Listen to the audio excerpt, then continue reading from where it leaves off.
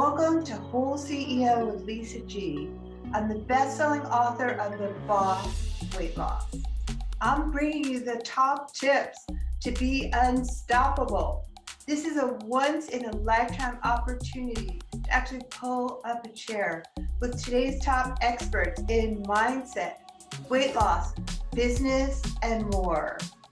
Learn our top tips so that you can have more energy, be fit and resilient, feel unstoppable, unshakable, and unbreakable. She's a master marketer known for crafting mind-blowing strategies, assembling kick-butt marketing teams, and freeing visionary CEOs from the marketing grind. In a previous life, she helped Fortune 100 companies and tech startups make more money, and who doesn't want that? Welcome to the podcast, Nikki Nash. Thank you so much for having me. Oh, it's such a pleasure. I always like meeting people from the other side of the country. And I want to jump into the content and talk about marketing because everybody wants to know that. So how can we build a rockstar marketing team? Yes. I think when it comes to building a rockstar marketing team, you want to think of it from three different types of folks that you would need. You usually need like the strategists, the people that are taking the vision of the company and turning it into a marketing strategy and a marketing game plan. Right. And you're also going to need like doers who are usually specialists in a specific area. So somebody might be brilliant at social media, or more specifically like LinkedIn or Instagram, right? And you may have someone who's great with ads, or someone who does more content creation. And so you have doers, and then usually somewhere in between, you may have strategic doers where they really understand strategy. They can maybe elevate or add to the strategy, but they're also getting stuff done. And so when you're building your marketing team, you really want to think through what you have. And if you are earlier on, usually you have more doers than anybody strategic. And so that role usually falls on the leader of the organization, or maybe they bring on a consultant to help with strategy if they don't have all those pieces in place. Well, it's so good to know A, B, and C of what's needed. And what are the actual keys to doubling our business in 12 to 18 months? Because I'm asking for a friend. Yeah. So when you're thinking about your business there, and my hat is marketing, but I always look at it from three kind of areas. Most people are thinking, oh, I have to double my business. I need to get more leads. I need to bring in more clients. And then they have either themselves or their team focused on the front end. Right. But usually like where once you hit a certain point, and that point could be, you've had 10 clients or 20 clients or customers or something like that. What's great is when you're looking at the back end, and that's really how do you have your clients bring more money into your business? And so that could be clients or customers who are buying more, they're buying the next level thing, they're upgrading, things along those lines. It could be clients and customers who are referring you. So they're actually bringing more clients and customers to your business. And you could also reactivate clients and customers who have left. And so when you focus on those three, you usually can double your business. And oftentimes if you focus on one, like client referrals or client retention, you can double your business pretty quickly. Well, those are great tips. Instead of just focusing on getting leads and sales, which is exhausting after a certain point, working on retaining your existing clients, servicing them, and getting referrals from them, and upselling or upgrading them to a bigger package. I love that topic. And what is a marketing conductor? Like, is that what you do? Like, why can CEOs not really do the hands-on type of stuff and have somebody else do the marketing? Yeah. So usually what happens when someone wants to bring a person on to handle marketing is they're often thinking, okay, great. Like you've got this, I'm going to do my thing. You handle marketing. But most marketers grew up especially if they weren't entrepreneurs themselves from the beginning, they grew up in a very specific area of marketing. So when I started my career, I was in, event marketing, things along those lines. That's so cool. Yeah, I worked at InStyle magazine, and most of what I was doing was events or sweepstakes or things like that. And then I eventually moved into advertising and I moved into all these different areas.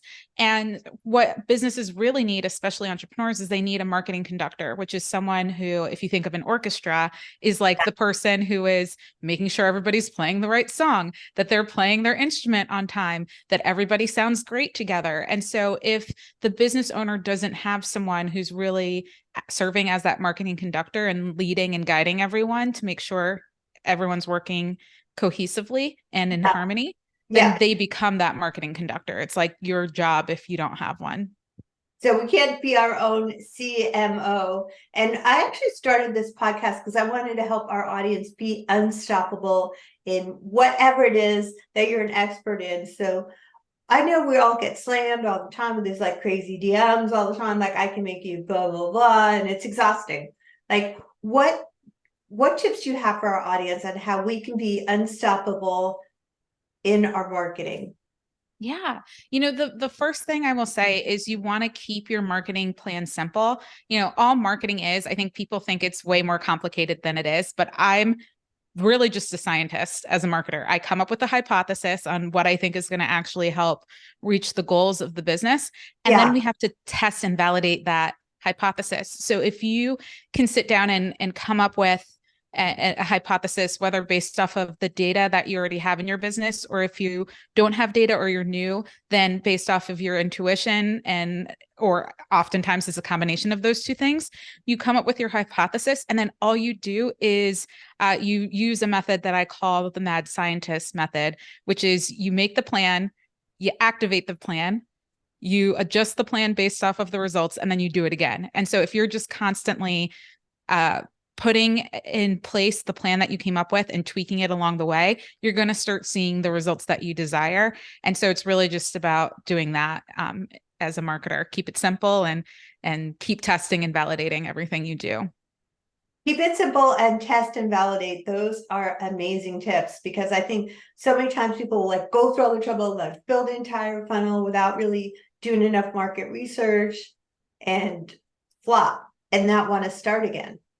So what do you say to all those people that have fallen on their face? I know I've done this countless times. I'm a big believer in falling forward, failing forward, and all that, to really test and really do the work before you start creating courses and content. Yeah, I think the thing to know is that it's part of the job. Like I wrote a book and I use this analogy in the book where I say I metaphorically fell on my face so many times that I now need reconstructive surgery. Like you just like I love that. I absolutely love that. It comes with the territory. And so if you can just look at things as, oh my gosh, I'm probably going to make mistakes. I'm going to get bruised and banged up metaphorically. I'm going to fail. But every thing comes with a lesson. I'll learn how to tweak something. It'll adjust my hypothesis. If you can just embrace that, you will move further faster. It's really the resistance of failing that slows people down. But if you just keep taking action and you keep action moving in the same direction, I don't recommend changing your tactics and your strategies dramatically every couple of weeks or months, because then you're just zigzagging and not really moving forward. You're just moving side to side. But if you can keep failing forward and moving forward, you'll get so much further faster, and you'll see you'll build up your confidence and see success in your business. I love all these tips for failing forward and falling forward, and then just picking yourself back up and just keep testing, keep on tweaking, but don't be like all over the map of like, I mean, I've done all the things. So I really think it takes resilience and grit. Those are the biggest things that I believe in. Do you have any last tips you want to leave our audience with on how they can be unbreakable, unshakable, unstoppable in their business and never give up?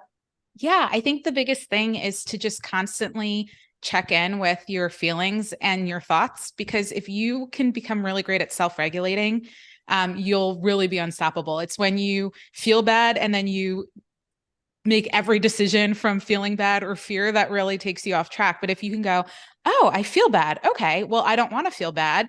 And I can either embrace feeling bad right now and know that I shouldn't be like, I'm not going to make any dramatic decisions from the place of feeling bad. Yeah. Or, I feel a little bad because, I'm beating myself up. I can choose to not beat myself up and choose a different feeling and then move from there. So you just kind of have to know when it's time to feel your feelings and be in them, and when it's time to, disrupt the feeling and do a little pattern disrupt. Yeah, I love that, because I know, that applies to anything in life. Like, you don't want to be coming from a bad place when you're making any decisions and doing anything. So for me, I like to do some kind of meditation or moving, do some kind of exercise. Do you have any ways that you get yourself into like better energy? Yes. I find that if anybody knows the artist Sia, she like has the hair that covers her face and it's half black, half blonde. I feel like exactly. All of her songs are so empowering. For the most part, it's like, I'm unstoppable. I'm the greatest. And I find that music, I put it on and I just dance and sing to it. And then it gets stuck in my head. And I'm going through the day thinking like, yeah, I'm unstoppable. I'm the greatest. Like, I got this. I'm never going to give up. And so I find that helpful.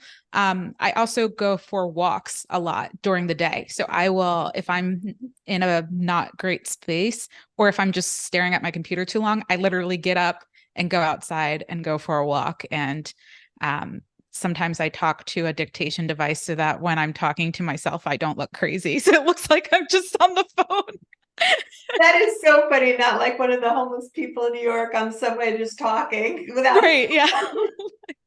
That is hilarious. Well, Nikki Nash, it's such a pleasure to have you as a guest, sharing all your secret sauce. And I can't wait to jump in and finish your book. I just think it's such a great book. So where can people find you, get all your good stuff?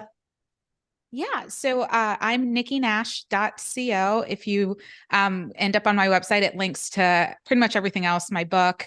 I have a podcast called Market Your Genius. That's also the name of my book. So you can find me there.